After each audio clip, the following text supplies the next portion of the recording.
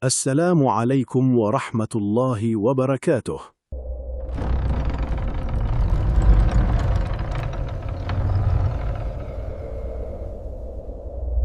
Selamat datang di channel Lawang Sewu, tempat di mana kisah-kisah gelap, rahasia yang disembunyikan, dan teror dari dunia tak kasat mata akan menemani malam kalian. Di luar sana, mungkin banyak orang menganggap santet, pesugihan, dan ilmu gaib hanyalah cerita lama yang dibuat untuk menakut-nakuti. Tapi bagi sebagian orang, semua itu nyata. Nyata dalam bisikan malam.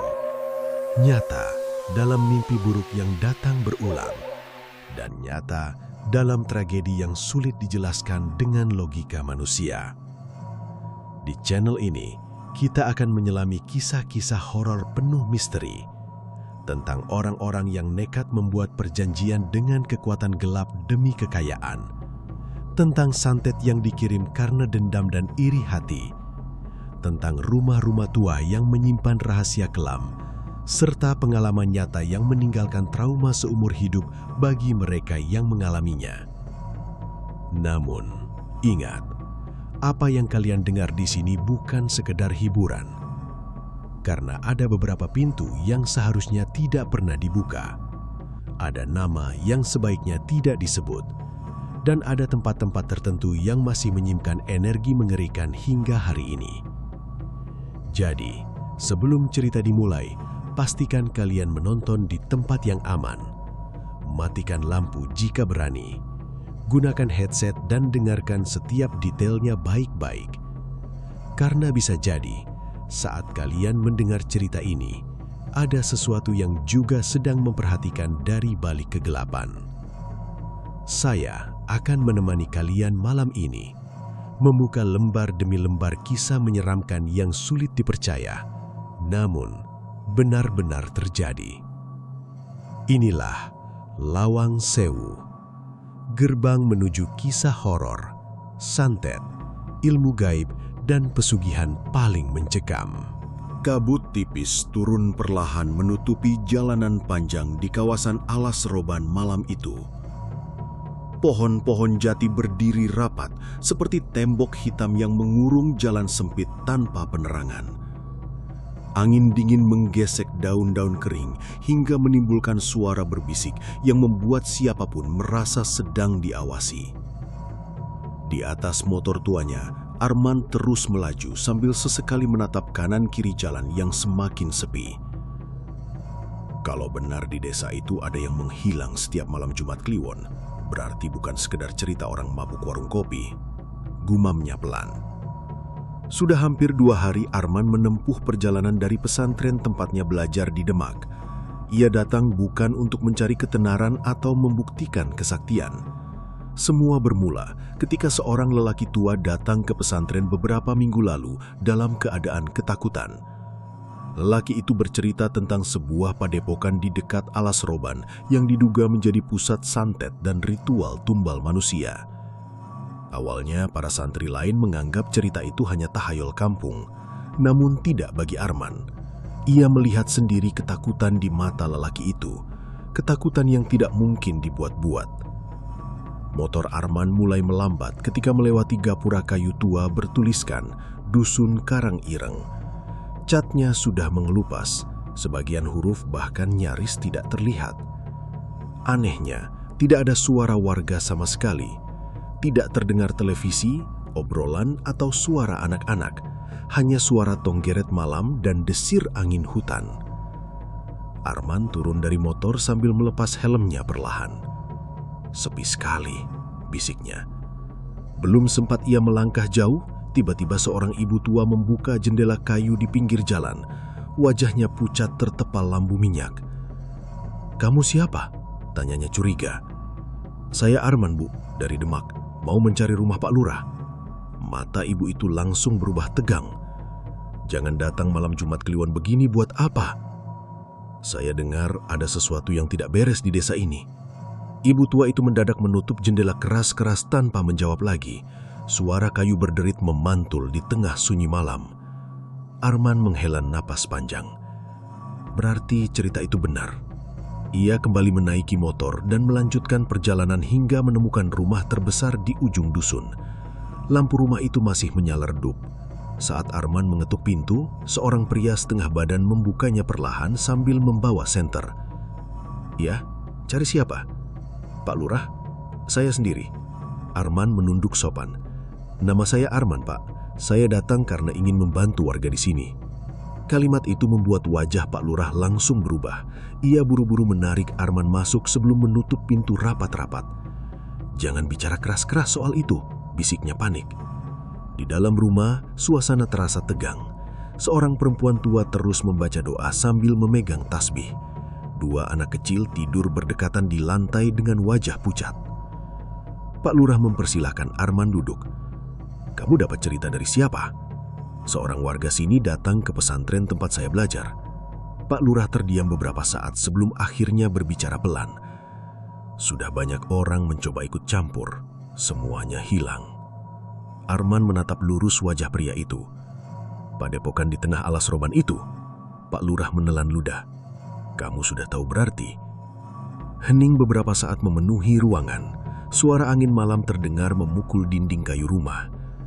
"Siapa pemimpinnya?" tanya Arman. "Orang-orang memanggilnya Kibrata." Nama itu terdengar asing, tapi entah kenapa membuat tengkuk Arman melinding. "Dia dukun biasa." Pak Lurah menggeleng pelan. "Kalau cuma dukun biasa, warga tidak akan setakut ini." Arman memperhatikan tangan Pak Lurah yang gemetar saat menuang teh. "Sudah berapa korban?" 6 orang hilang dalam setahun terakhir." "Polisi? Tak ada yang berani masuk hutan." Arman menghela napas pelan. Dalam hatinya ia mulai memahami betapa besar ketakutan yang menyelimuti dusun kecil itu. Tiba-tiba terdengar suara anjing melaung panjang dari luar rumah. "Au!"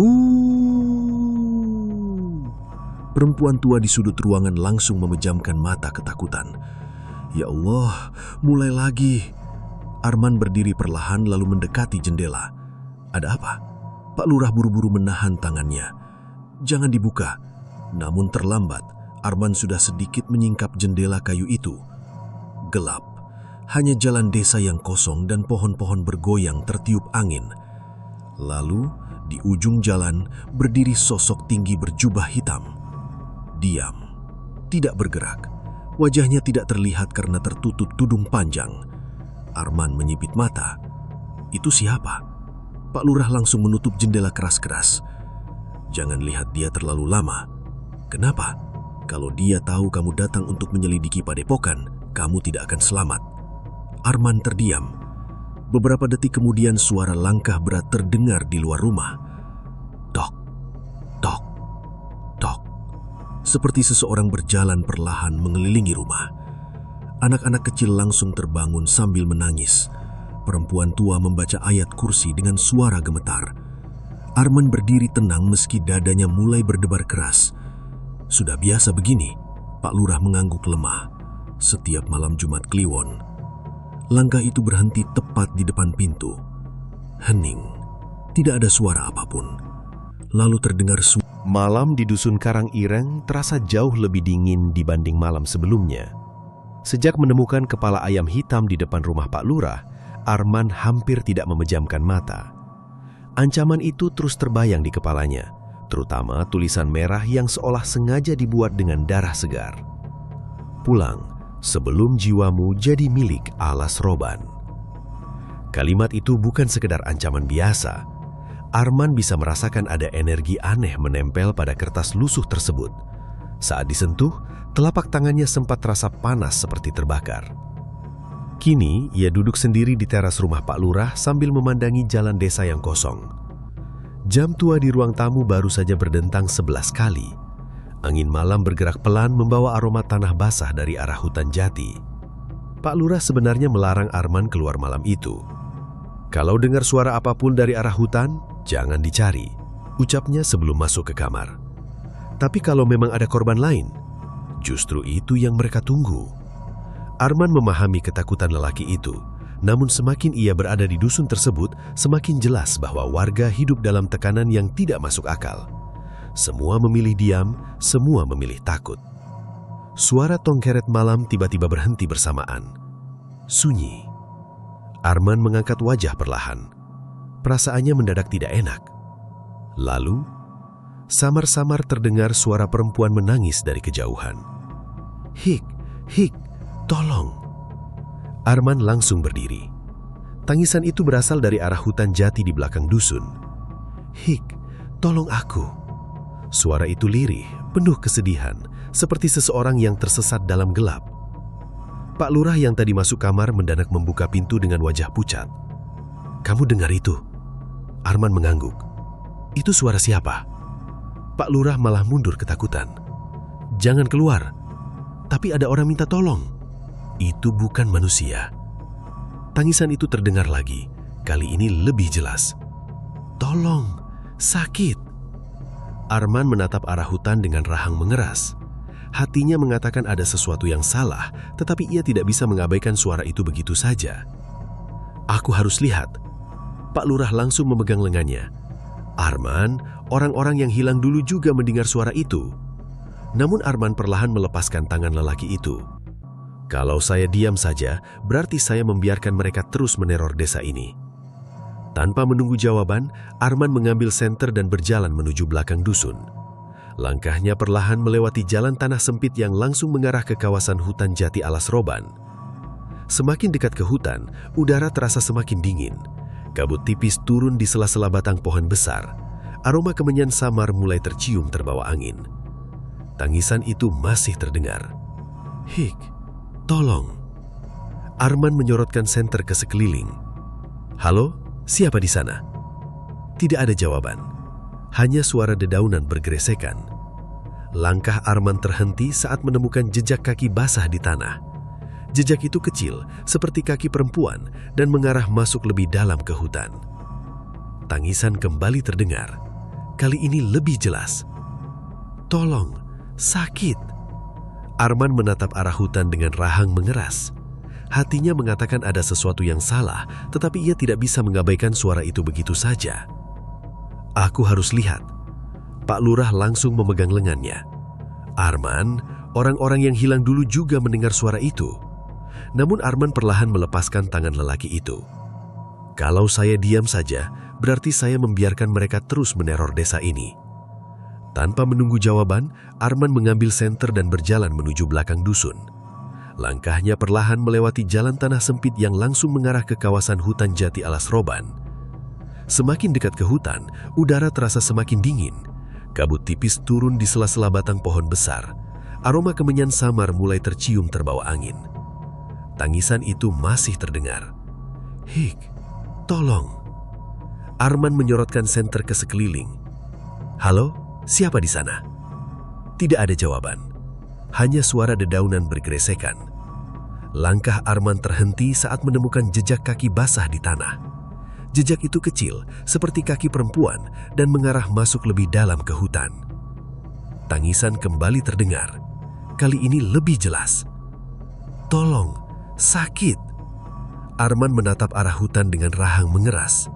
Hatinya mengatakan ada sesuatu yang salah, tetapi ia tidak bisa mengabaikan suara itu begitu saja.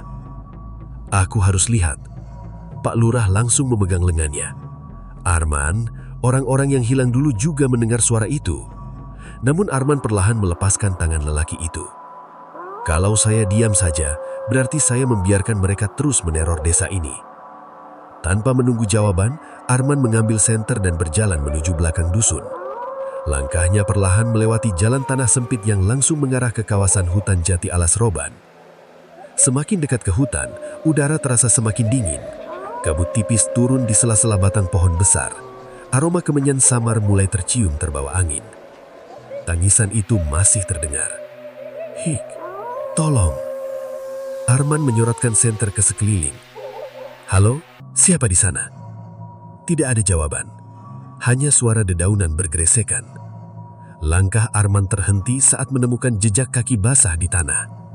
Jejak itu kecil, seperti kaki perempuan, dan mengarah masuk lebih dalam ke hutan. Tangisan kembali terdengar. Kali ini lebih jelas. "Tolong, sakit." Arman menatap arah hutan dengan rahang mengeras. Hatinya mengatakan ada sesuatu yang salah, tetapi ia tidak bisa mengabaikan suara itu begitu saja. "Aku Aku harus lihat. Pak Lurah langsung memegang lengannya. Arman, orang-orang yang hilang dulu juga mendengar suara itu. Namun Arman perlahan melepaskan tangan lelaki itu. Kalau saya diam saja, berarti saya membiarkan mereka terus meneror desa ini. Tanpa menunggu jawaban, Arman mengambil senter dan berjalan menuju belakang dusun. Langkahnya perlahan melewati jalan tanah sempit yang langsung mengarah ke kawasan hutan jati alas roban. Semakin dekat ke hutan, udara terasa semakin dingin. Kabut tipis turun di sela-sela batang pohon besar. Aroma kemenyan samar mulai tercium terbawa angin. Tangisan itu masih terdengar. "Hik, tolong." Arman menyorotkan senter ke sekeliling. "Halo, siapa di sana?" Tidak ada jawaban. Hanya suara dedaunan bergeresekan. Langkah Arman terhenti saat menemukan jejak kaki basah di tanah. Jejak itu kecil, seperti kaki perempuan, dan mengarah masuk lebih dalam ke hutan. Tangisan kembali terdengar. Kali ini lebih jelas. "Tolong, sakit." Arman menatap arah hutan dengan rahang mengeras.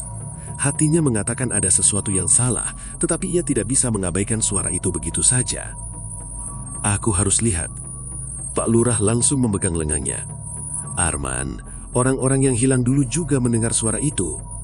Namun Arman perlahan melepaskan tangan lelaki itu. "Kalau saya diam saja, berarti saya membiarkan mereka terus meneror desa ini." Tanpa menunggu jawaban, Arman mengambil senter dan berjalan menuju belakang dusun. Langkahnya perlahan melewati jalan tanah sempit yang langsung mengarah ke kawasan hutan jati alas roban. Semakin dekat ke hutan, udara terasa semakin dingin. Kabut tipis turun di sela-sela batang pohon besar. Aroma kemenyan samar mulai tercium terbawa angin. Tangisan itu masih terdengar. "Hik, tolong." Arman menyorotkan senter ke sekeliling. "Halo, siapa di sana?" Tidak ada jawaban. Hanya suara dedaunan bergeresekan. Langkah Arman terhenti saat menemukan jejak kaki basah di tanah. Jejak itu kecil, seperti kaki perempuan, dan mengarah masuk lebih dalam ke hutan. Tangisan kembali terdengar. Kali ini lebih jelas. "Tolong, sakit." Arman menatap arah hutan dengan rahang mengeras. Hatinya mengatakan ada sesuatu yang salah, tetapi ia tidak bisa mengabaikan suara itu begitu saja. "Aku harus lihat." Pak Lurah langsung memegang lengannya. "Arman, orang-orang yang hilang dulu juga mendengar suara itu." Namun Arman perlahan melepaskan tangan lelaki itu. "Kalau saya diam saja, berarti saya membiarkan mereka terus meneror desa ini." Tanpa menunggu jawaban, Arman mengambil senter dan berjalan menuju belakang dusun. Langkahnya perlahan melewati jalan tanah sempit yang langsung mengarah ke kawasan hutan jati alas roban. Semakin dekat ke hutan, udara terasa semakin dingin. Kabut tipis turun di sela-sela batang pohon besar. Aroma kemenyan samar mulai tercium terbawa angin. Tangisan itu masih terdengar. "Hik, tolong." Arman menyorotkan senter ke sekeliling. "Halo, siapa di sana?" Tidak ada jawaban. Hanya suara dedaunan bergeresekan. Langkah Arman terhenti saat menemukan jejak kaki basah di tanah. Jejak itu kecil, seperti kaki perempuan, dan mengarah masuk lebih dalam ke hutan. Tangisan kembali terdengar. Kali ini lebih jelas. "Tolong, sakit." Arman menatap arah hutan dengan rahang mengeras. Hatinya mengatakan ada sesuatu yang salah, tetapi ia tidak bisa mengabaikan suara itu begitu saja. "Aku harus lihat." Pak Lurah langsung memegang lengannya. "Arman, orang-orang yang hilang dulu juga mendengar suara itu." Namun Arman perlahan melepaskan tangan lelaki itu. "Kalau saya diam saja, berarti saya membiarkan mereka terus meneror desa ini." Tanpa menunggu jawaban, Arman mengambil senter dan berjalan menuju belakang dusun.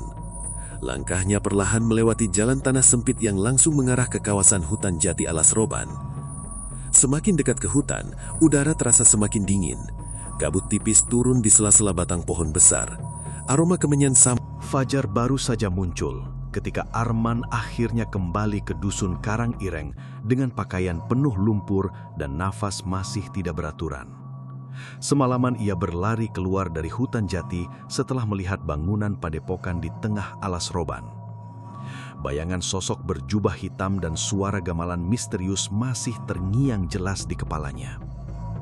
Saat memasuki dusun, suasana terasa aneh. Tidak ada warga yang beraktivitas seperti biasanya. Beberapa pintu rumah tertutup rapat. Bahkan warung kecil di dekat jalan utama belum buka meski matahari mulai naik. Arman berjalan cepat menuju rumah Pak Lurah. Baru beberapa langkah, ia melihat beberapa warga berkumpul di depan sebuah rumah sambil berbisik-bisik ketakutan. Tangis perempuan terdengar dari dalam rumah. Inna lillahi wa inna ilaihi raji'un. Arman mendekat perlahan. Ada apa, Pak? Seorang lelaki tua menoleh dengan wajah pucat. Pak Sastro meninggal. Pak Sastro yang pedagang pasar itu? Lelaki itu mengangguk pelan. Tadi subuh. Belum selesai bicara, mendadak terdengar suara muntah dari dalam rumah. Huek! Huek! Warga langsung mundur ketakutan. Seorang perempuan keluar sambil menangis histeris. Ya Allah, darah lagi. Arman segera masuk ke dalam rumah. Aroma anyir langsung menusuk hidungnya. Di atas dipan bambu, seorang pria tua terbaring kaku dengan mata melotot lebar. Mulutnya dipenuhi darah hitam yang mengalir sampai ke leher. Namun yang membuat Arman membeku adalah benda-benda di lantai dekat tubuh itu. Paku, pecahan kaca kecil, rambut panjang bercampur darah. Arman menatap tubuh itu serius. Sudah berapa lama begini? Istri Pak Sastro menangis sambil gemetar. Semalam dia mengeluh dadanya panas, lalu muntah darah terus. Dokter dipanggil? Belum sempat. Salah satu warga mendekat perlahan lalu berbisik di telinga Arman. Ini bukan pertama kali. Arman menoleh. Maksudnya? Korban sebelumnya juga begitu. Wajah warga itu tampak ketakutan saat melanjutkan ucapan. Muntah paku, lalu mati sebelum subuh. Ruangan mendadak sunyi. Tak ada yang berani menatap mayat Pak Sastro terlalu lama. Arman perlahan menutup mata jenazah itu sambil membaca doa. Dalam hatinya, ia semakin yakin bahwa semua kejadian ini berhubungan dengan padepokan Ki Brata. Saat keluar rumah, Pak Lurah sudah berdiri menunggunya di depan pagar. Kamu lihat sendiri sekarang. Arman mengangguk pelan. Pak Sastro punya masalah dengan padepokan. Pak Lurah tampak ragu menjawab. 2 minggu lalu orang padepokan datang meminta tanah kebunnya. Lalu, Pak Sastro menolak.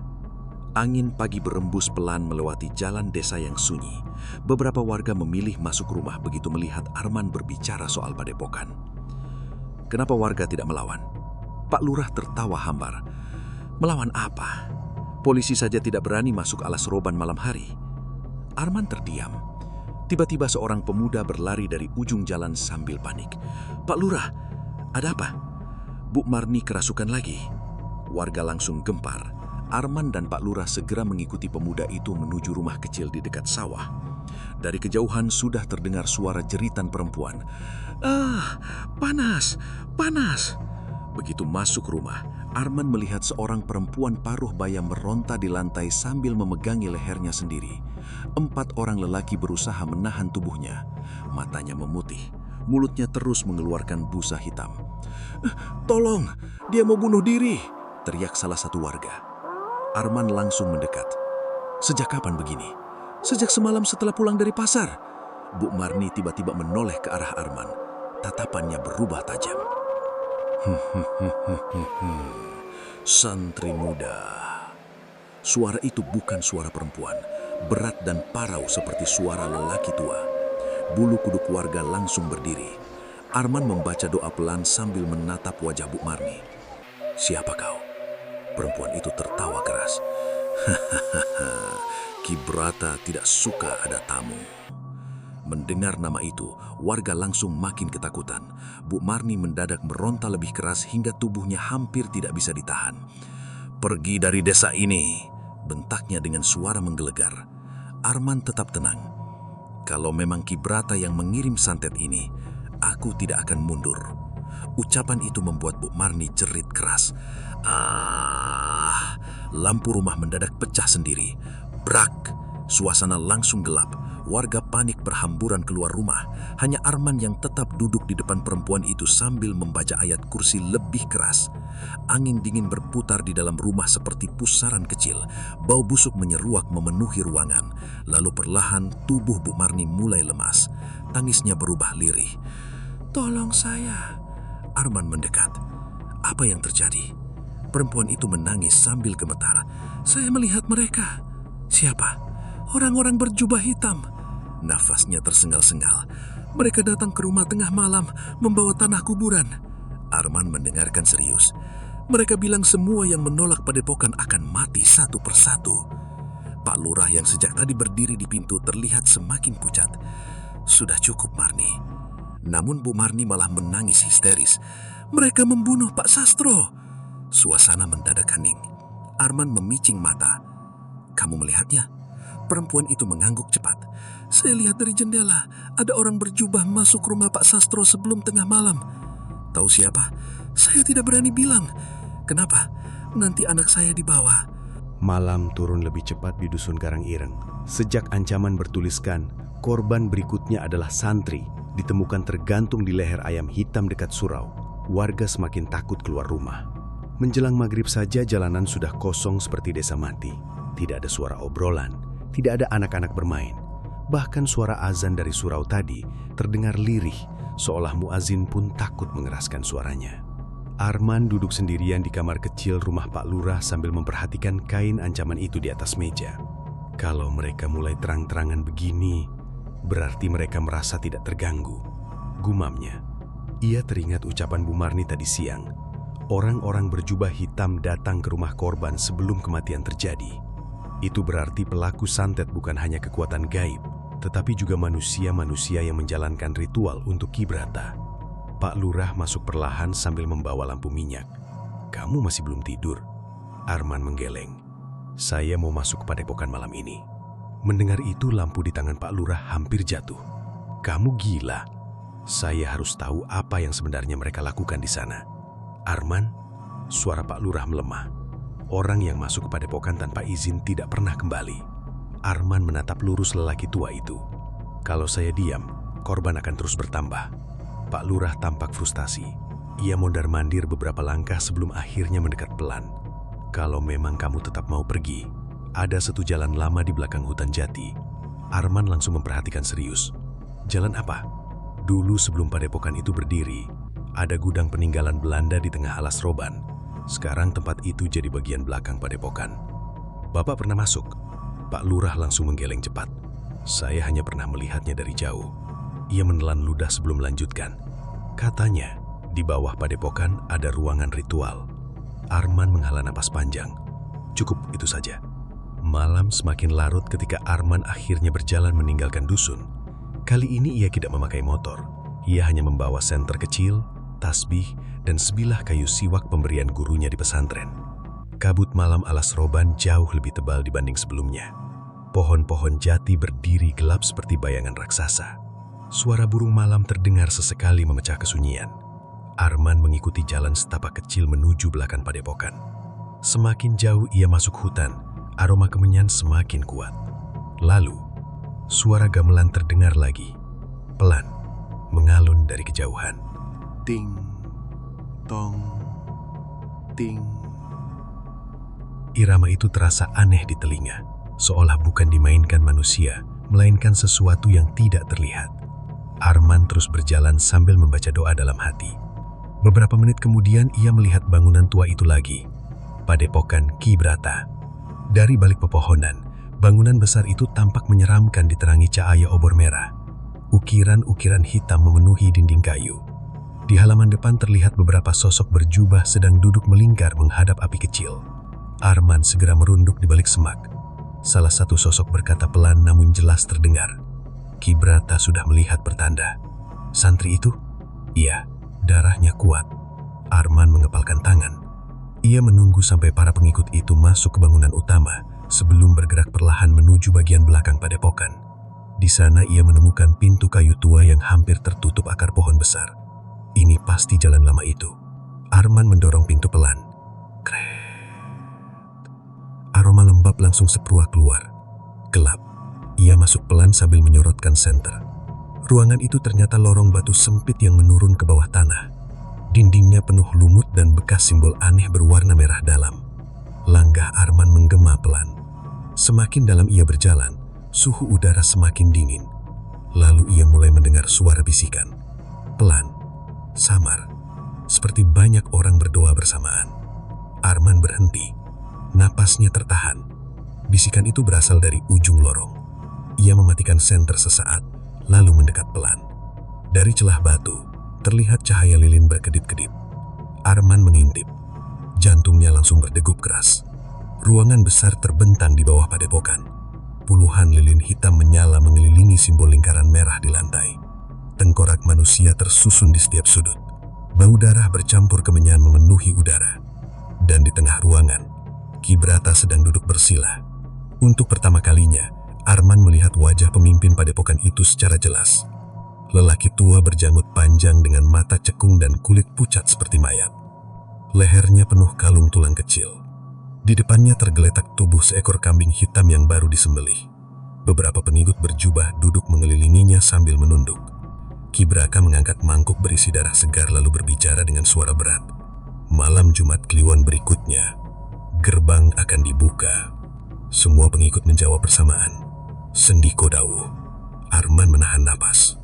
Ki Brata kembali berbicara. Santri muda itu akan menjadi persembahan perfuma. Bulu kuduk Arman berdiri. Namun pandangannya mendadak tertuju pada benda di depan Ki Brata. Sebuah kitab besar berwarna coklat dalam. Permukaannya tampak aneh, seperti kulit manusia yang dijahit kasar. Ki Brata membuka kitab itu perlahan.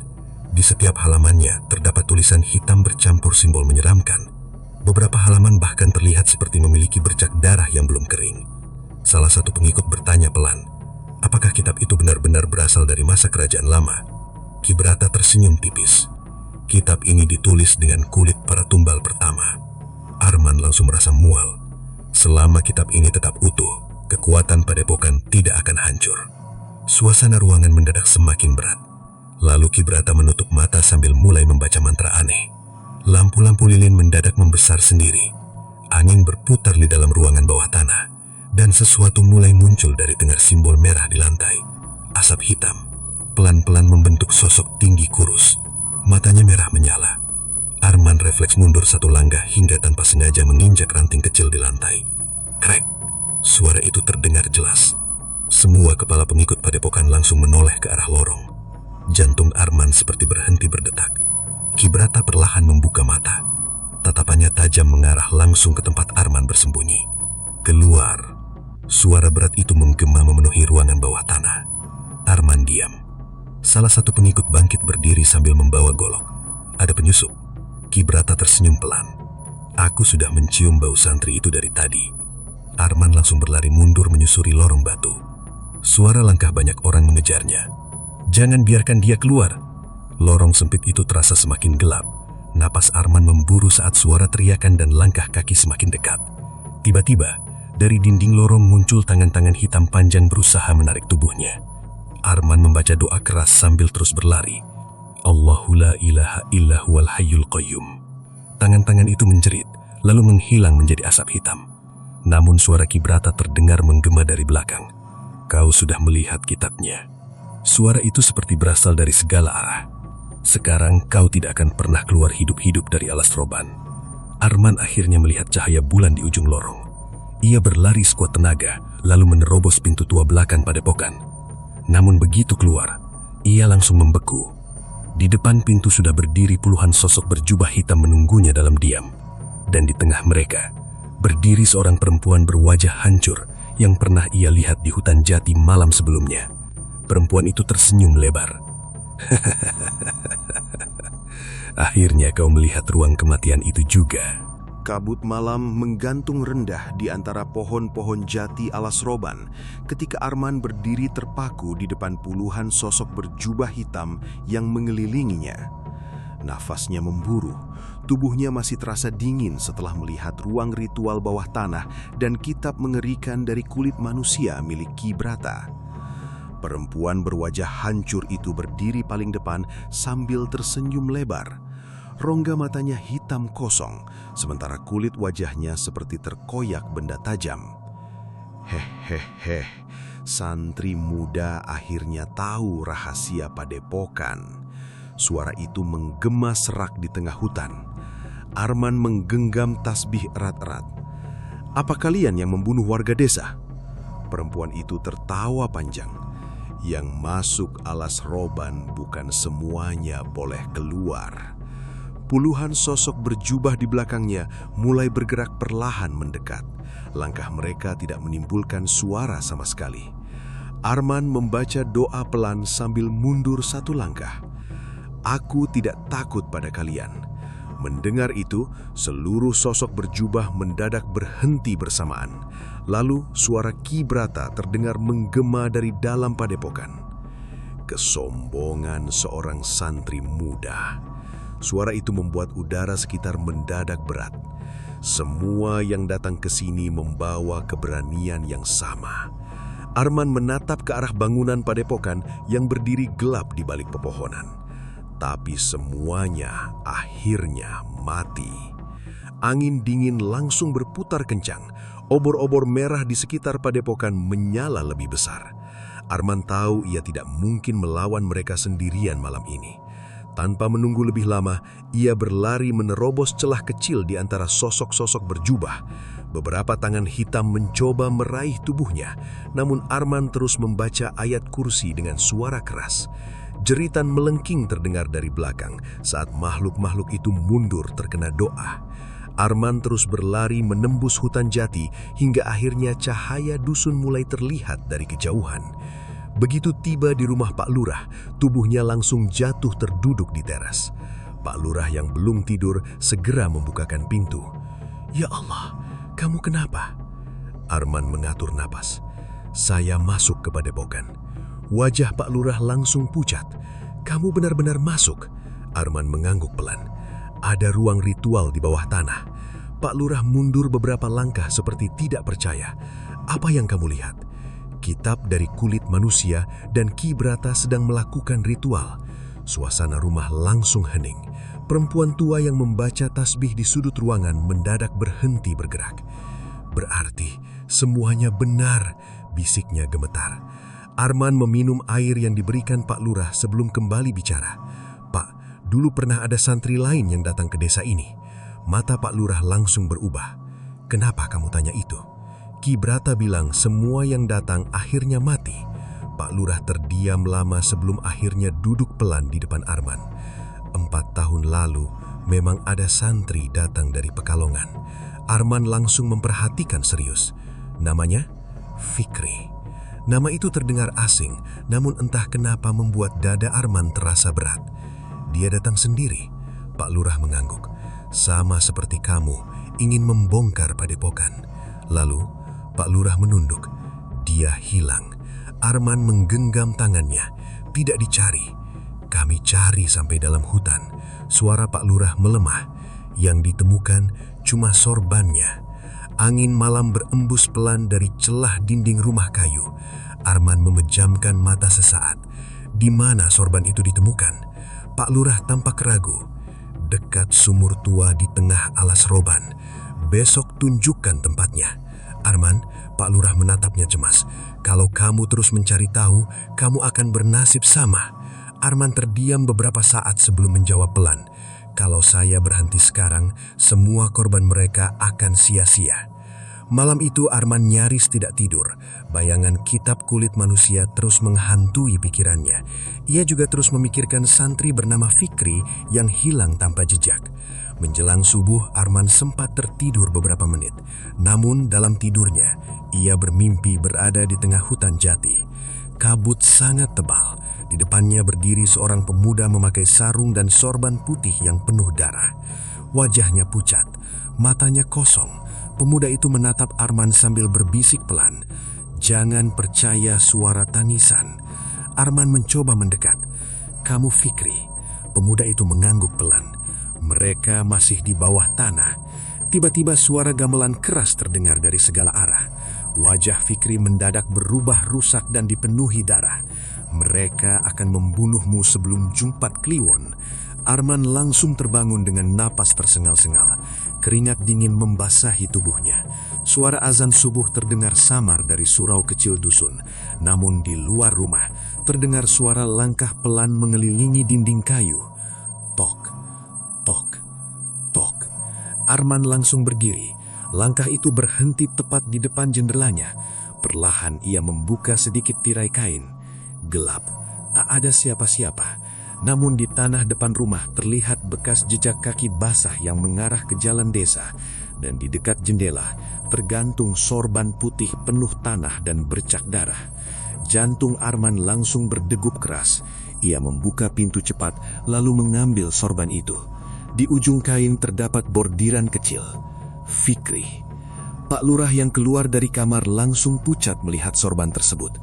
Itu milik santri yang hilang dulu. Arman memperhatikan sorban itu serius. Masih lembab, seolah-olah baru saja diletakkan beberapa menit lalu.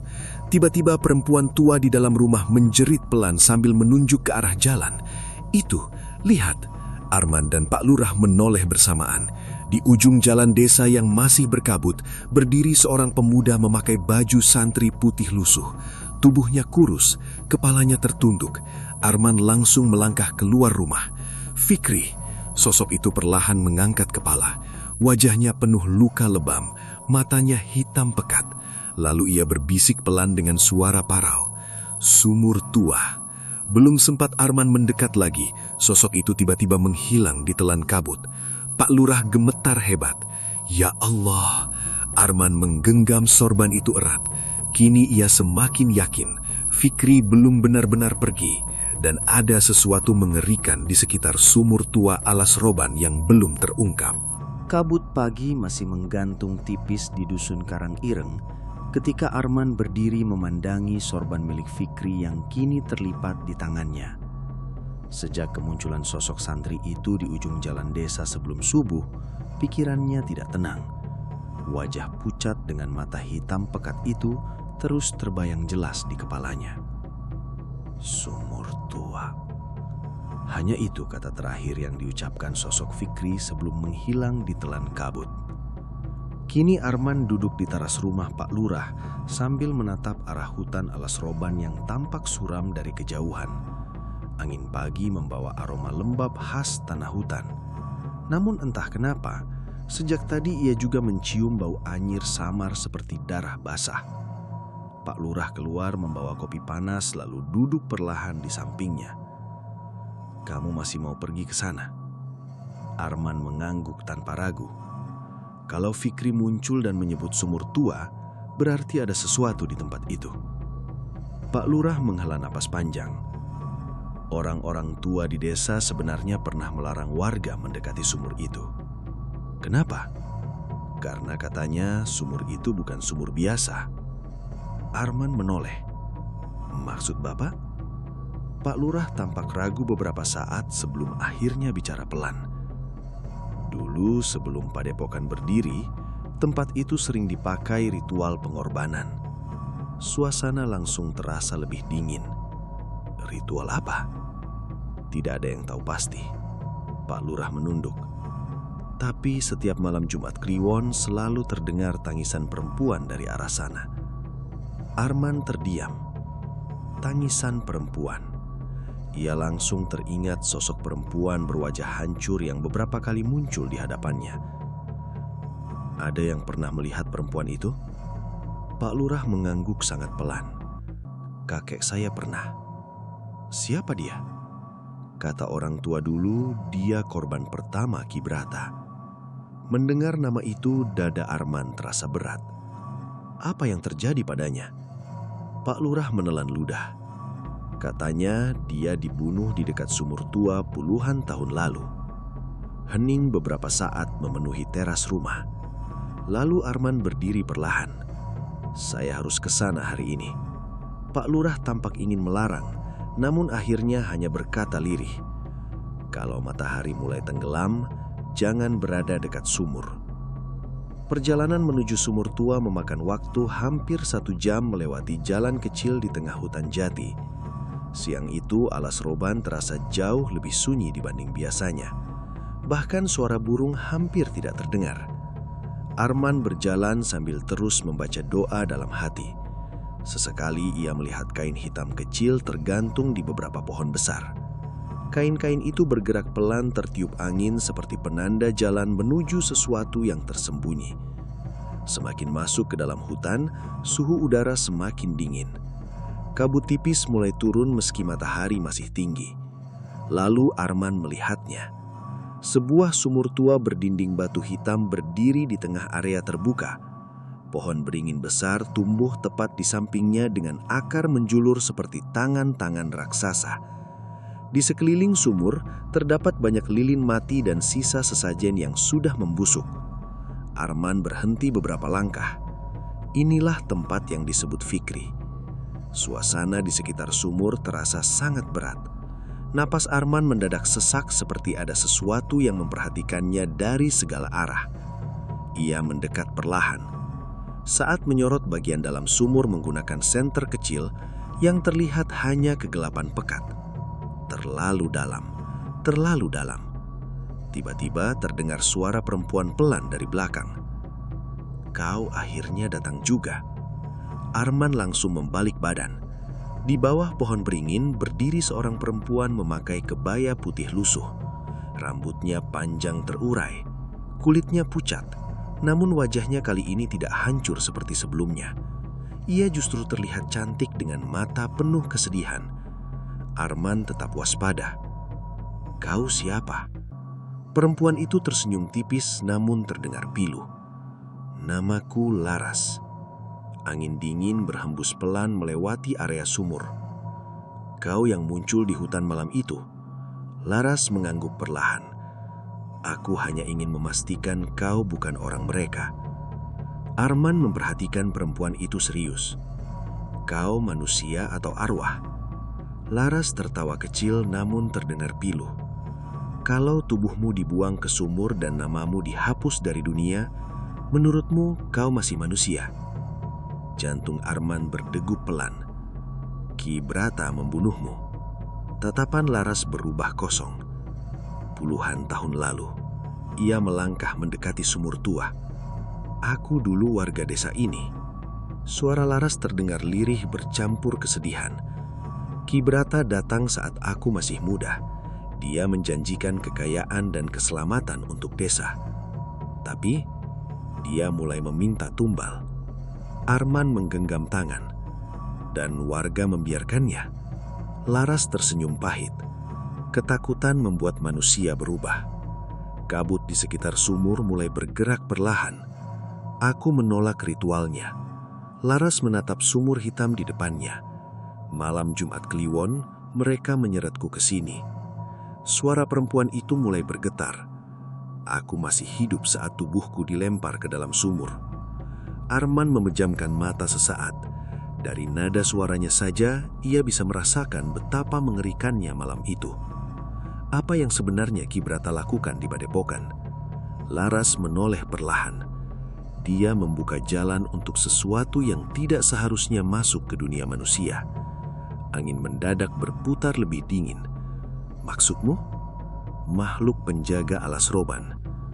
Bulu kuduk Arman langsung berdiri. Laras menunjuk ke arah sumur. Di bawah sana ada lorong menuju ruang ritual lama. Arman langsung mengingat ruang bawah tanah yang pernah ia lihat di Padepokan. Semua tumbal dibuang ke sumur ini sebelum ritual dilakukan. Laras mendekat pelan ke arah Arman. Mereka juga membawa Fikri ke sini. Mata Arman langsung membesar. "Fikri masih hidup?" Laras terdiam beberapa detik sebelum menjawab lirih. Tubuhnya tidak. Suasana mendadak hening. Arman menatap sumur tua itu dengan rahang mengeras. "Kenapa arwahnya muncul padaku?" "Karena dia ingin ritual itu dihentikan." Laras memegang bibir sumur perlahan. "Kalau Ki Brata berhasil pada malam Jumat Kliwon nanti, seluruh desa akan menjadi tumbal." Arman merasakan hawa dingin menjalar ke punggungnya. Tiba-tiba suara ranting patah terdengar dari balik pepohonan. Krak. Laras langsung menoleh cepat. Wajahnya berubah panik. "Mereka datang." "Apa?" "Pengikut Padepokan. Suara langkah mulai terdengar dari balik hutan. Banyak, pelan, mengelilingi area sumur. Laras mundur perlahan sambil menatap Arman. Kau belum siap melawan Ki Brata sekarang. Saya tidak akan lari lagi. Laras menggeleng keras. Kalau mereka menangkapmu di sini, jiwamu akan dijadikan penjaga sumur seperti yang lain. Mendengar itu, Arman langsung menyadari sesuatu.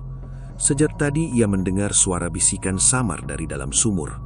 Pelan, seperti banyak orang menangis bersamaan. Tolong, tolong kami. Arman merasakan dadanya menegang. Lalu dari dalam sumur mendadak muncul bau busuk yang sangat kuat. Air hitam di dasar sumur mulai bergerak sendiri. Dan perlahan, tangan-tangan pucat mulai bermunculan dari kegelapan bawah sumur. Jumlahnya banyak. Sangat banyak. Mereka merayap ke dinding batu sambil mengeluarkan suara tangisan menyayat. Arman mundur satu langkah. Laras menatapnya dengan mata penuh ketakutan. Itu arwah para tumbal. Suara langkah para pengikut padepokan kini terdengar semakin dekat. Di balik kabut hutan, sosok-sosok berjubah hitam mulai bermunculan sambil membawa obor merah menyala-menyala. Dan di antara mereka, Ki Brata berjalan perlahan sambil tersenyum tipis ke arah Arman. Langit alas Roban malam itu tampak lebih gelap dari biasanya. Tidak ada bintang, tidak ada cahaya bulan, hanya kabut tebal yang menggantung di antara pohon-pohon jati seperti asap dari dunia lain. Angin bergerak pelan membawa aroma darah, kemenyan, dan tanah basah yang menusuk hidung. Malam Jumat Kliwon akhirnya tiba. Arman berdiri di pinggir hutan sambil memperhatikan padepokan Ki Brata dari kejauhan. Bangunan tua itu kini dipenuhi cahaya obor merah yang menyala di setiap sudut. Suara gamelan mengalun pelan, namun terus-menerus membuat suasana terasa semakin mencekam. Sejak pertemuannya dengan Laras di sumur tua kemarin, Arman tahu waktu semakin sedikit. Jika ritual malam ini berhasil, seluruh desa akan menjadi korban. Namun yang paling mengganggu pikirannya adalah ucapan Laras sebelum menghilang. Ki Brata tidak sedang mencari kekayaan lagi. Dia ingin membuka gerbang tumbal terakhir. Arman menarik napas panjang. Di balik bajunya, ia menyembunyikan sorban milik Fikri dan beberapa lembar doa tulisan tangan pemberian gurunya di pesantren. Meski dadanya dipenuhi ketegangan, ia tahu tidak ada jalan untuk mundur sekarang. Dari balik semak, Pak Lurah muncul perlahan dengan wajah pucat. "Kamu benar-benar mau masuk ke sana?" Arman mengangguk. "Kalau saya gagal menghentikan ritual ini, bawa warga pergi dari desa sebelum subuh." Pak Lurah tampak ingin bicara, namun akhirnya hanya menunduk pelan. "Semoga Allah melindungimu, Man." Arman menepuk bahu lelaki tua itu sebelum berjalan masuk ke arah padepokan. Malam semakin dingin. Semakin dekat ke bangunan itu, suara gamelan terdengar semakin keras. Puluhan pengikut berjubah hitam terlihat berkumpul di halaman utama sambil membawa obor dan kendi tanah liat. Wajah mereka tertutup kain hitam. Tidak ada suara percakapan. Semua berjalan pelan menuju ruang utama padepokan seperti orang-orang kerasukan. Arman menundukkan kepala, lalu ikut berjalan di antara mereka sambil mengenakan jubah hitam curian yang ia ambil dari salah satu ranting dekat hutan tadi. Jantungnya berdegup keras. Kalau sampai ketahuan, ia tidak akan keluar hidup-hidup. Begitu memasuki bangunan utama, hawa panas langsung menyergap tubuhnya. Puluhan lilin hitam menyala mengelilingi ruangan besar yang dipenuhi simbol aneh berwarna merah darah. Di tengah ruangan terdapat lingkaran ritual besar. Dan di atasnya, seorang pria muda terikat dengan rantai besi. Mulutnya dibungkam kain hitam. Tubuhnya penuh luka lebam. Arman langsung menegang. Ia mengenali wajah itu. Jaka, pemuda desa yang beberapa hari lalu membantu mengantar air ke rumah Pak Lurah. Mata Jaka membelalak ketakutan saat melihat orang-orang berjubah mulai mengelilinginya. Di ujung ruangan, Ki Brata duduk di singgasana kayu hitam sambil memegang kitab kulit manusia. Wajahnya tampak jauh lebih menyeramkan malam itu. Matanya merah dan cekung seperti tidak tidur berhari-hari.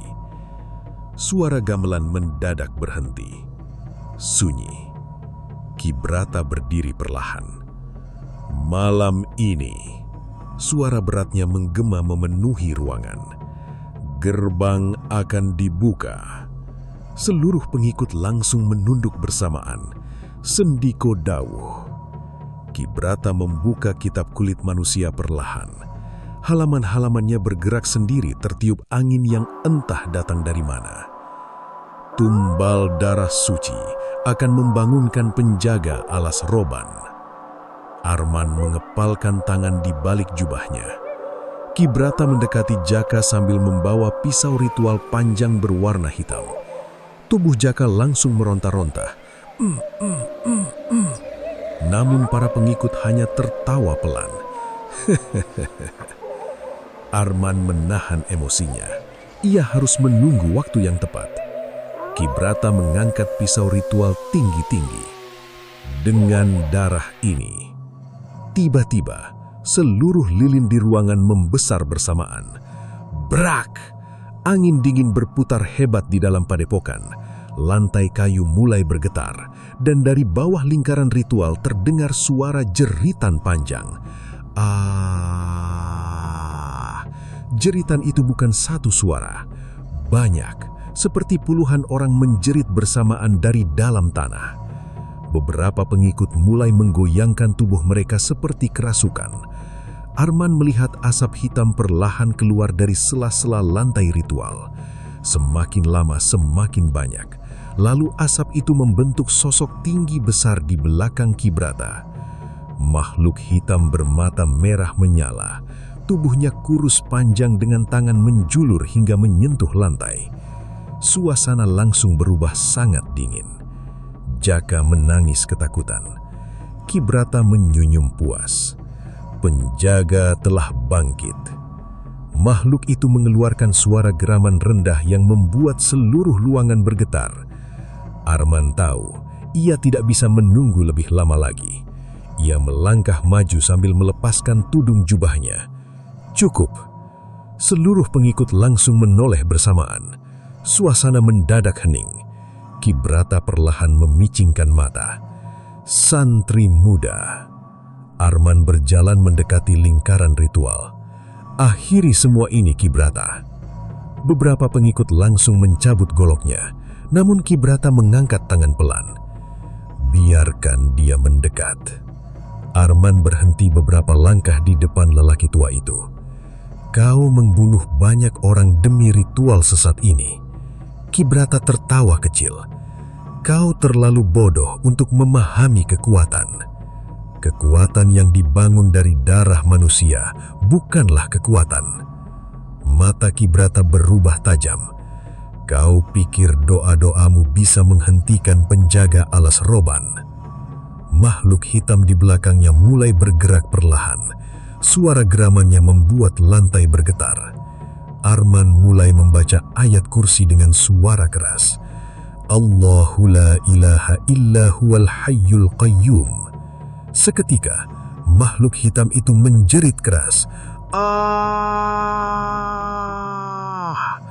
Para pengikut padepokan langsung menutup telinga sambil berteriak kesakitan. Ki Brata mundur satu langkah dengan wajah marah. Berani kau. Arman terus membaca doa lebih keras. Angin di dalam padepokan berubah liar. Lilin-lilin hitam mulai padam satu persatu. Makhluk penjaga itu menggeliat seperti terbakar. Namun tiba-tiba, Ki Brata menusukkan pisau ritualnya ke lantai. Brak! Asap hitam langsung menyebur lebih besar. Dinding padepokan bergetar hebat. Dari bawah lantai mulai muncul tangan-tangan pucat berlumur darah. Arman membelalak. Arwah para tumbal. Mereka merangkak keluar sambil menangis pilu. Tolong kami, tolong!" Jaka menjerit histeris. Makhluk hitam itu kini bergerak cepat menuju Arman. Mata merahnya menyala terang di kegelapan. Arman tetap berdiri sambil membaca doa tanpa berhenti. Tiba-tiba, suara perempuan terdengar dari belakang. "Arman!" Laras muncul di ambang pintu padepokan. Tubuhnya bercahaya samar. Ada cara menghentikannya. Ki Brata langsung berteriak marah. "Diam kau!" Laras menatap Arman dengan mata penuh ketakutan. "Kitab itu, hancurkan kitab kulit manusia!" Arman langsung melihat kitab besar di tangan Ki Brata. Seketika, wajah lelaki tua itu berubah panik untuk pertama kalinya. Makhluk hitam di belakangnya menggeram lebih keras. Arman langsung sadar, seluruh ritual ini terikat pada kitab kertukuk itu. Suara jeritan para arwah memenuhi ruangan padepokan ketika Arman menatap kitab kulit manusia di tangan Ki Brata. Cahaya obor merah bergoyang liar diterpa angin yang berputar di dalam bangunan tua itu. Makhluk hitam bermata merah di belakang Ki Brata terus menggeram sambil memandang Arman seperti binatang lapar. "Hancurkan kitab itu!" teriak Laras dari ambang pintu. Untuk pertama kalinya, wajah Ki Brata terlihat panik. "Tidak ada yang boleh menyentuh kitab ini!" Suara lelaki tua itu menggema keras bersamaan dengan getaran hebat dari bawah lantai padepokan. Tangan-tangan pucat para arwah tumbal semakin banyak bermunculan dari sela kayu. Tangisan mereka membuat udara terasa sesak. "Tolong kami! Lepaskan kami!" Arman melangkah maju sambil terus membaca doa. Sorot matanya tertuju penuh pada kitab mengerikan itu. Ki Brata mendesis marah. "Kau tidak tahu apa yang sedang kau lawan, santri bodoh. Aku tahu kau memakai darah manusia untuk membuka jalan makhluk iblis." Makhluk hitam itu mendadak bergerak cepat menerjang Arman. Brak! Tubuh Arman terpental menghantam tiang kayu padepokan. Dadanya terasa sesak seperti dipukul batu besar. Namun ia segera bangkit kembali sambil menggenggam tasbih erat. Ki Brata tertawa keras. Penjaga alas roban sudah bangun sepenuhnya. Makhluk itu berdiri di depan Arman. Tubuhnya menjulang hampir menyentuh atap. Mulutnya terbuka lebar memperlihatkan deretan gigi hitam tajam. Bau busuk seperti bangkai langsung memenuhi ruangan. Arman memejamkan mata sesaat lalu membaca ayat kursi lebih keras. "Allahu la ilaha illa huwal hayyul qayyum." Makhluk itu menjerit marah. "Ar!" Dinding padepokan bergetar hebat. Namun Ki Brata segera membuka kitab kulit manusia dan membaca mantra dengan suara menggeram. Tulisan-tulisan hitam di halaman kitab mendadak menyala merah. Angin di dalam ruangan berubah semakin liar. Lilin-lilin hitam menyala kembali dengan api hijau. Para pengikut padepokan mulai kerasukan.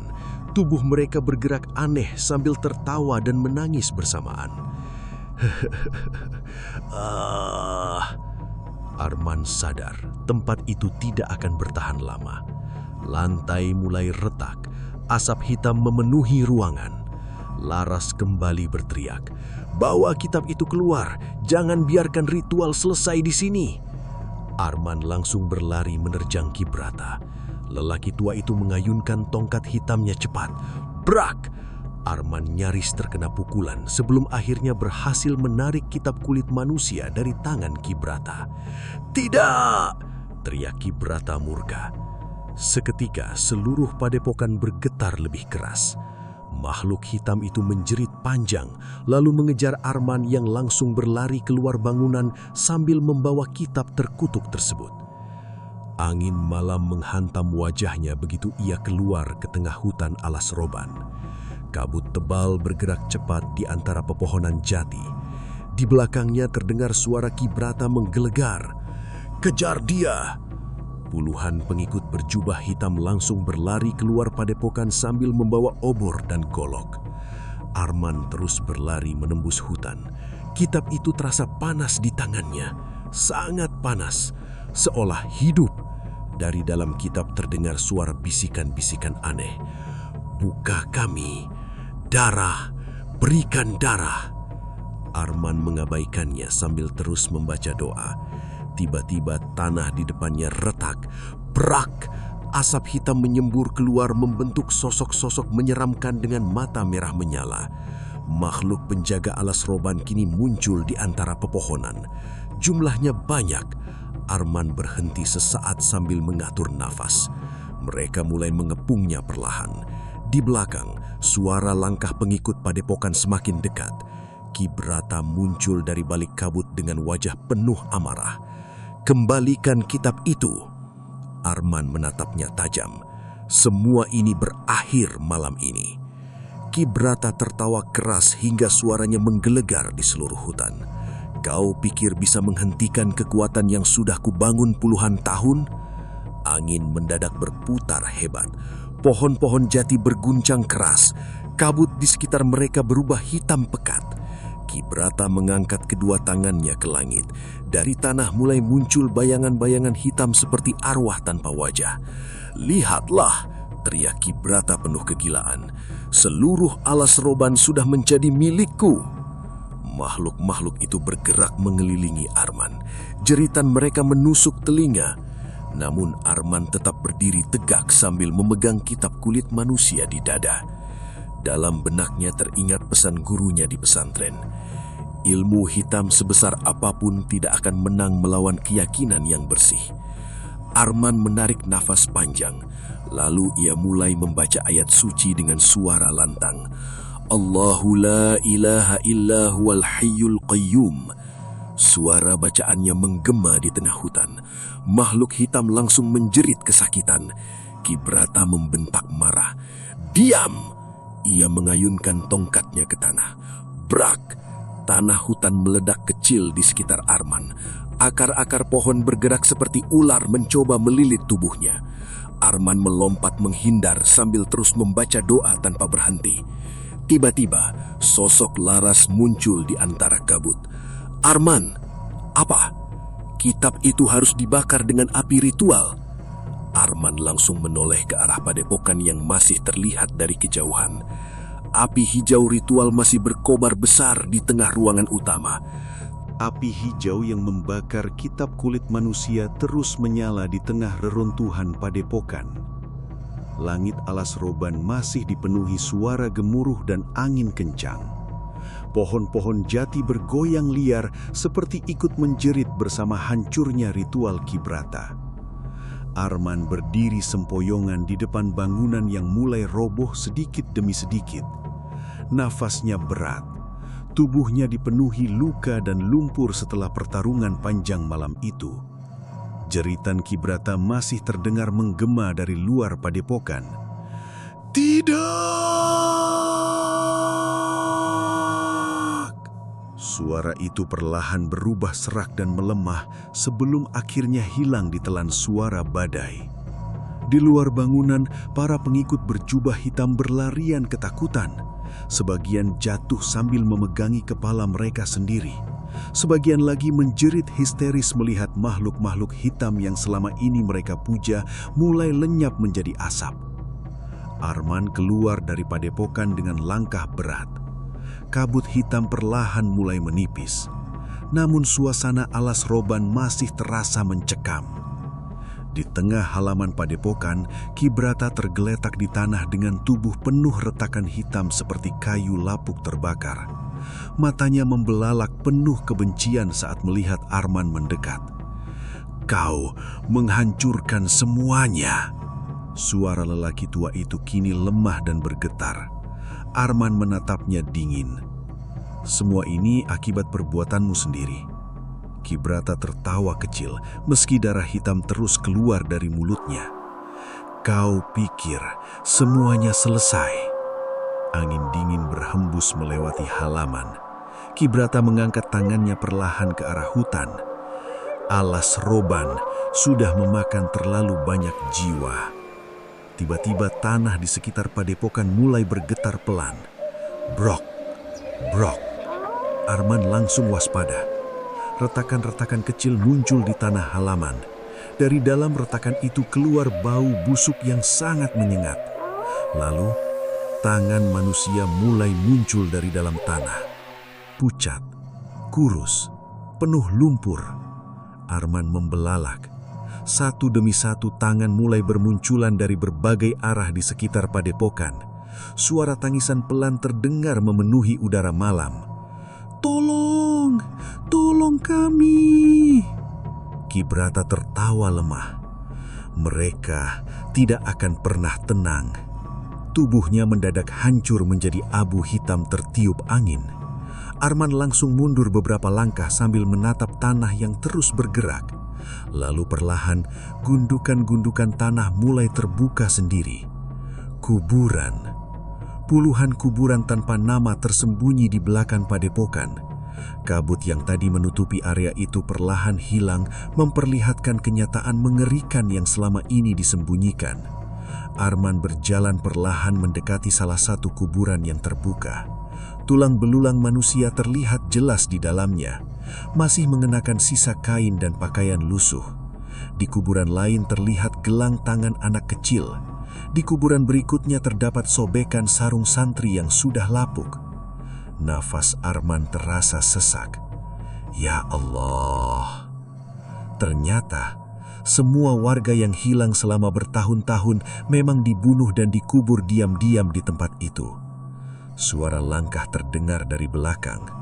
Pak Lurah muncul bersama beberapa warga desa yang memberanikan diri datang setelah melihat cahaya aneh dari arah hutan. Begitu melihat kuburan-kuburan itu, tubuh Pak Lurah langsung lemas. Innalillahi. Salah satu warga perempuan menjerit histeris. "Itu gelang anak saya!" Ia langsung jatuh menangis di depan salah satu kuburan. Tangisan warga mulai pecah memenuhi area padepokan. Ada yang mengenali pakaian keluarganya. Ada yang menemukan kalung milik suami mereka. Semua korban yang selama ini dianggap hilang ternyata dikubur di belakang padepokan Kibrata. Arman menundukkan kepala perlahan. Malam itu, seluruh rahasia Alas Roban akhirnya terbuka. Seorang lelaki tua mendekati Arman dengan mata berkaca-kaca. "Santri, apakah anak-anak kami disiksa sebelum dibunuh?" Arman terdiam beberapa saat sebelum menjawab pelan. "Mereka dijadikan tumbal ritual." Tangisan lelaki itu langsung pecah. Warga mulai gempar, sebagian marah, sebagian ketakutan. Namun di tengah semua itu, Arman melihat sesuatu di ujung area kuburan. Sebuah makam kecil yang berbeda dari lainnya. Tidak ada rumput, tidak ada nama, hanya batu hitam polos di atas tanah merah gelap. Entah kenapa dadanya mendadak terasa berat saat melihat makam itu. Arman melangkah mendekat perlahan. Semakin dekat, hawa dingin semakin terasa. Lalu ia melihat sesuatu tergeletak di depan makam. Sorban putih. Sorban milik Fikri. Arman langsung jongkok mengambilnya. Masih ada bercak darah lama di ujung kain. Pak Lurah yang melihat makam itu langsung pucat. "Itu makam siapa?" Pak Lurah gemetar. "Kami tidak pernah tahu." Arman memicing mata. "Apa maksudnya?" "Dulu setelah Fikri hilang, warga pernah menemukan makam ini tiba-tiba muncul di belakang padepokan." Angin malam berhembus pelan melewati area kuburan. Tidak ada yang berani mendekat. Arman menatap makam tanpa nama itu serius. Tiba-tiba terdengar suara lirih dari belakangnya. Arman langsung menoleh. Fikri berdiri beberapa meter darinya. Tubuh santri itu kini jauh lebih jelas dibanding sebelumnya. Meski wajahnya masih pucat dan penuh luka, matanya tidak lagi hitam menyeramkan. "Kau," Fikri tersenyum tipis. "Terima kasih." Arman berdiri perlahan. "Tubuhmu ada di sini?" Fikri mengangguk pelan. "Mereka membunuhku di sumur tua, lalu menguburku di belakang padepokan." Suara santri itu sangat tenang sekarang. "Kenapa arwahmu tidak tenang?" Fikri menatap kuburan-kuburan di sekeliling mereka. Karena mereka semua belum ditemukan. Tangisan warga masih terdengar di kejauhan. Api padepokan mulai mengecil sedikit demi sedikit. Fikri melanjutkan ucapannya. Ki Brata hanyalah manusia. Nafas Arman menegang. Yang benar-benar menguasai hutan ini bukan dia. Angin tiba-tiba berhembus lebih kuat. Kabut tipis mulai bergerak turun lagi di antara pohon-pohon jati. Fikri menatap Arman untuk terakhir kalinya. Hati-hati, karena gerbangnya belum benar-benar tertutup. Tubuh santri itu perlahan memudar seperti asap tertiup angin. Fikri! Namun sosoknya sudah hilang, meninggalkan sorban putih yang kini jatuh perlahan ke tanah. Arman berdiri diam memandangi hutan alas roban yang kembali gelap. Dan saat itulah, dari kejauhan, jauh di tengah hutan paling dalam, terdengar suara gamelan pelan kembali berbunyi. Ting, tong, ting. Suara itu lirih, namun cukup membuat seluruh warga yang mendengarnya langsung membeku ketakutan. Suara gamelan dari tengah alas roban masih terdengar pelan di antara kabut malam. Ting, tong, ting. Nadanya lambat dan menusuk dada, seolah berasal dari tempat yang sangat jauh, namun sekaligus sangat dekat. Warga yang berdiri di sekitar kuburan tanpa nama langsung saling berpandangan dengan wajah pucat. Tangisan mereka perlahan berhenti, berganti ketakutan baru. Pak Lurah mundur satu langkah sambil gemetar. Itu suara yang selalu terdengar sebelum ada korban. Arman menatap ke arah hutan paling dalam. Kabut hitam mulai bergerak perlahan di antara pepohonan jati.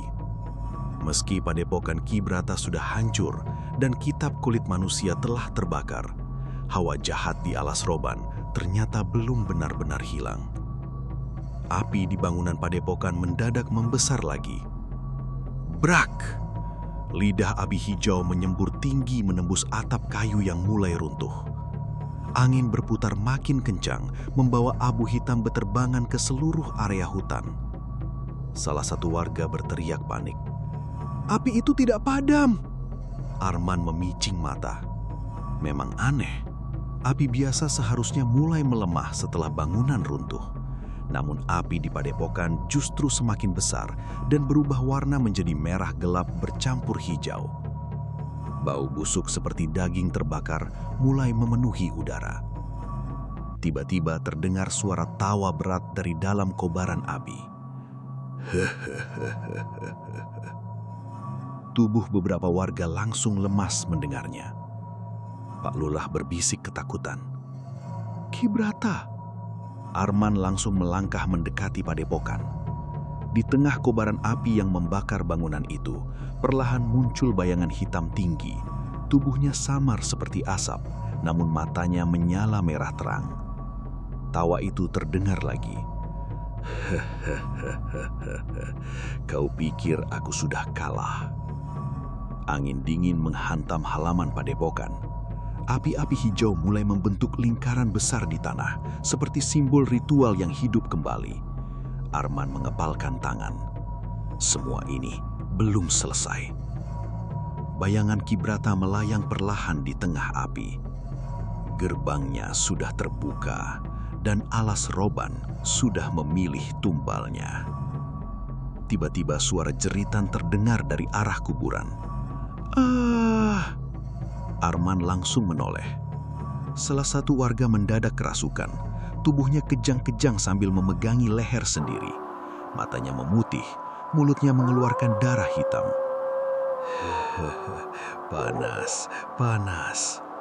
Warga lain panik berlarian menjauh. Pak Lurah berusaha menahan lelaki itu, namun justru terpental sendiri. Arman segera membaca ayat kursi keras-keras. Allahu la ilaha illa huwal hayyul qayyum. Tubuh warga yang kerasukan itu langsung bergetar hebat. Namun bayangan Ki Brata malah tertawa semakin keras. Sudah terlambat. Tanah di sekitar padepokan kembali bergetar. Dari sela-sela hutan mulai muncul sosok-sosok hitam tinggi bermata merah. Jumlah mereka jauh lebih banyak dibanding sebelumnya. Mereka berdiri diam di antara pepohonan jati sambil mengawasi warga desa. Kabut hitam turun semakin tebal. Arman merasakan hawa dingin menusuk sampai ke tulang. Tiba-tiba, Laras muncul di dekat sumur tua yang terlihat samar dari kejauhan. Tubuh arwah perempuan itu tampak semakin memudar. "Arman!" Arman segera mendekat. "Apa yang terjadi?" Laras menatap Abi Padepokan dengan wajah cemas. Selama tempat ritual itu masih berdiri, gerbang belum tertutup sempurna. Tapi padepokan itu sedang berbakar. Laras menggeleng cepat. Api biasa tidak bisa menghancurkan sisa ritual Kibrata. Suara gamelan mendadak terdengar lebih keras dari tengah hutan. Ting, tong, ting. Lalu terdengar suara langkah berat. Duk, duk, duk. Tanah ikut bergetar setiap langkah itu terdengar. Warga mulai menangis ketakutan. Apalagi itu? Kabut hitam perlahan terbelah dan sesuatu muncul dari dalam kegelapan alas roban. Makhluk tinggi besar dengan tubuh penuh lumpur hitam dan akar pohon melilit seluruh badannya. Matanya merah menyala seperti bara api. Mulutnya sangat lebar hingga hampir membelah wajah. Bau busuk langsung menyebar begitu makhluk itu keluar dari balik hutan. Laras menatapnya dengan wajah pucat. Itu penjaga gerbang sebenarnya. Arman langsung sadar. Makhluk hitam yang sebelumnya dilawan ternyata hanya bagian kecil dari sesuatu yang jauh lebih mengerikan. Bayangan Kibrata tertawa puas di tengah kobaran api. Lihatlah, penguasa alas roban sudah bangun. Makhluk raksasa itu mengeluarkan suara geraman panjang hingga pepohonan berguncang hebat. Warga berlarian panik meninggalkan area padepokan. Namun Arman tetap berdiri. Ia memandang bangunan yang terbakar itu sambil mengingat ucapan Laras. Selama tempat ritual masih ada, gerbang tidak akan tertutup. Arman menarik nafas panjang. Lalu, ia berjalan langsung menuju kobaran api padepokan. Pak Lurah berteriak panik. "Arman, jangan!" Namun Arman terus melangkah. Panas api langsung membakar kulitnya. Asap hitam memenuhi udara hingga sulit bernafas. Di tengah reruntuhan kayu yang terbakar, Arman melihat simbol ritual besar di lantai bawah padepokan masih menyala merah. Itulah pusat ritualnya, itulah gerbangnya. Bayangan Kibrata langsung menyadari niat Arman. "Berhenti!" Makhluk raksasa di luar padepokan meraung marah, lalu bergerak cepat menuju bangunan. Tanah bergetar keras. Arman segera berlutut di depan simbol ritual sambil membaca doa sekuat tenaga. Allahu la ilaha illa huwal hayyul qayyum. Simbol merah itu mulai berkedip liar. Api hijau di sekeliling ruangan membesar semakin tinggi. Bayangan Kibrata menjerit marah. "Tidak bisa, kau tidak bisa menutupnya." Makhluk raksasa di luar padepokan hampir mencapai bangunan ketika tiba-tiba suara puluhan orang membaca doa terdengar dari luar. Arman menoleh. Warga desa berdiri di halaman dengan wajah penuh ketakutan, namun tetap mengikuti bacaan Pak Lurah. Untuk pertama kalinya, sejak bertahun-tahun, warga dusun Karang Ireng melawan ketakutan mereka sendiri. Suara doa mereka menggema memenuhi alas roban. Makhluk raksasa itu mendadak melambat. Tubuhnya seperti terbakar cahaya tak terlihat. Laras tersenyum tipis sambil memandang warga desa. Rasa takut Kibrata sudah hilang. Arman membaca doa semakin keras. Simbol merah di lantai mulai retak. Brak! Cahaya putih menyembur dari bawah tanah. Bayangan Kibrata menjerit histeris. "Tidak!" Tubuh samarnya mulai hancur perlahan. Makhluk raksasa di luar padepokan meraung marah sebelum tubuhnya retak seperti batu kering. Kabut hitam di seluruh alas roban mulai tersedot masuk ke dalam simbol ritual yang pecah. Angin besar berputar sangat kencang. Api padepokan membumbung tinggi ke langit malam. Lalu, brak! Seluruh bangunan padepokan runtuh bersamaan. Ledakan cahaya putih menyapu area hutan hingga semua warga menutup mata. Suara gamelan langsung berhenti. Sunyi, benar-benar sunyi. Perlahan, angin mereda. Kabut hitam mulai hilang dari alas roban. Saat Arman membuka mata, yang tersisa hanyalah puing-puing kayu hangus dan bara api kecil. Tidak ada lagi bayangan Kibrata, tidak ada makhluk hitam, tidak ada suara tangisan. Laras berdiri beberapa meter darinya dengan senyum tenang. Sekarang sudah selesai. Tubuh perempuan itu perlahan berubah menjadi cahaya kecil tertiup angin malam. Arman menundukkan kepala pelan. Fajar mulai muncul di balik pepohonan jati alas roban. Untuk pertama kalinya, cahaya matahari masuk menembus hutan tanpa tertutup kabut hitam. Warga desa menangis haru sambil saling beralukan. Kutukan alas roban akhirnya berakhir. Namun ketika Arman berjalan meninggalkan puing-puing padepokan, langkahnya mendadak terhenti. Di tanah dekat jalan keluar hutan, terlihat jejak kaki besar penuh lumpur hitam menuju arah hutan paling dalam. Masih baru, dan dari kejauhan, samar-samar terdengar satu bunyi gamelan terakhir. Ting.